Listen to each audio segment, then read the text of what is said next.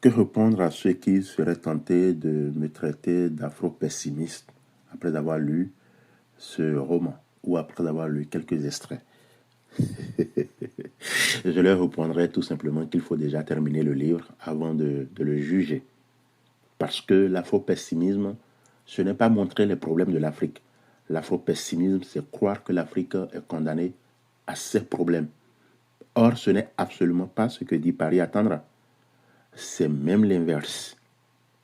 Dites-moi, quand un médecin découvre une maladie, on ne l'accuse pas d'être pessimiste. On considère qu'il fait son travail. Pourquoi demanderions-nous à l'écrivain de fermer les yeux là où nous exigeons du médecin qu'il regarde? J'ai souvent d'ailleurs constaté quelque chose. Il y a que dans nos sociétés, nous avons une étrange habitude. Nous acceptons très facilement qu'un écrivain européen critique son pays.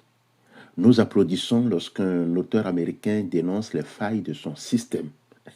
Mais dès qu'un Africain parle des dysfonctionnements africains, certains veulent immédiatement lui coller l'étiquette d'afro-pessimiste. Pourquoi?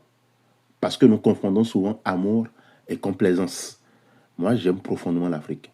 C'est précisément pour cette raison que je refuse de lui mentir. D'ailleurs, regardons le livre honnêtement.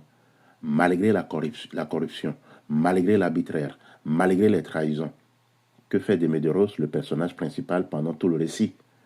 Il résiste, il pense, il crée, il écrit. Il continue d'aimer. Ce n'est pas le comportement d'un homme qui a renoncé, c'est le comportement d'un homme qui croit encore que quelque chose peut être sauvé. Et puis, dites-moi, il y a une autre chose qui me fait sourire. On accuse parfois les Africains, ou du moins les écrivains africains d'afro-pessimistes, lorsqu'ils montrent une prison, lorsqu'ils dénoncent un juge corrompu ou un abus de pouvoir. Mais personne ne parle d'afro-optimisme lorsque le même livre montre des professeurs engagés, des artistes qui créent, des femmes qui soutiennent, des amitiés qui résistent, des peuples qui continuent d'avancer malgré tout. Pourquoi ne regarder qu'une moitié du tableau? Pourquoi ne voir que le verre à moitié plein?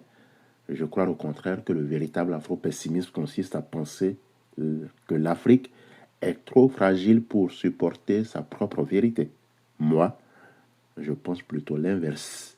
Je pense que l'Afrique est assez forte pour se regarder dans un miroir, même lorsque le miroir n'est pas flatteur. Surtout lorsque le miroir n'est pas flatteur. Je le répète encore une troisième fois, lorsque le miroir n'est pas flatteur.